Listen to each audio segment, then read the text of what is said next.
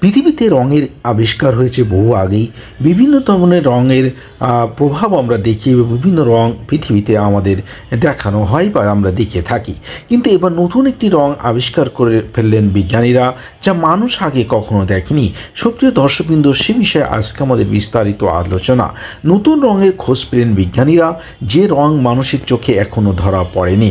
তবে বিশেষজ্ঞরা এখনও বিষয়টি নিয়ে পুরোপুরি নিশ্চিত নন। সংবাদ মাধ্যম দ্য গার্ডিয়ানের প্রতিবেদন অনুযায়ী মার্কিন যুক্তরাষ্ট্রের গবেষকরা লেজার এবং উন্নত ট্র্যাকিং প্রযুক্তি ব্যবহার করে 5 জন ব্যক্তিকে এমন একটি রং দেখাতে সক্ষম হয়েছে যা আগে কখনো মানুষ দেখেনি।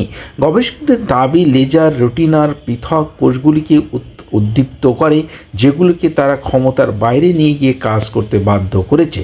এর ফলেই মিলেছে সাফল্য। গত 18 এপ্রিল সঙ্গে এও জানিয়েছেন যে রংটি তারা দেখেছেন সেটির অভিজ্ঞতা তারা সঠিকভাবে বর্ণনা করতে পারছেন না।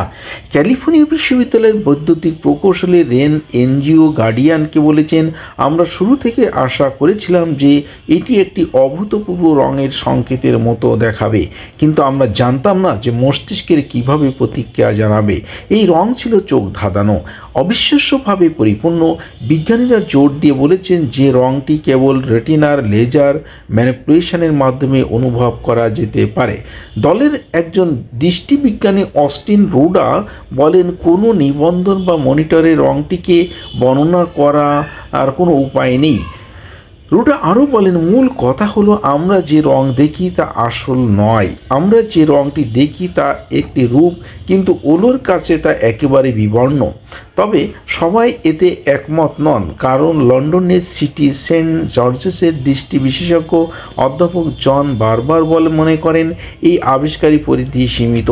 এটি কোনো নতুন রং নয়, এটি একটি আরও স্যাচুরেটেড রং, যা কেবলমাত্র সাধারণ লাল সবুজের বর্ণীয় প্রক্রিয়া সহ একটি বিষয়ের মধ্যে তৈরি করা যেতে পারে যখন একটি ইনপুট এম কোণ থেকে আসে। রেটিনার কোণ নামক রং সংবেদনশীল কোষের উপর আলো পড়লে মানুষ রং উপলব্ধি করতে পারে। তিনি ধরনের কোণ রয়েছে যা দীর্ঘ, মাঝারি এবং সংক্ষিপ্ত তরঙ্গদৈর্ঘ্যের আলোর গতি সংবেদনশীল। প্রাকৃতিক আলো হলো একাধিক তরঙ্গদৈর্ঘ্যের মিশ্রণ যা 3টি কোণকে সক্রিয় করে। লাল আলো সাধারণত এল কোণকে উদ্দীপ্ত করে, নীল আলো এস কোণকে উদ্দীপ্ত করে, কিন্তু কোনো প্রাকৃতিক আলোই এম কোণকে উদ্দীপ্ত করে না, কারণ এটি রেটিনার মাধ্যমে অবস্থিত।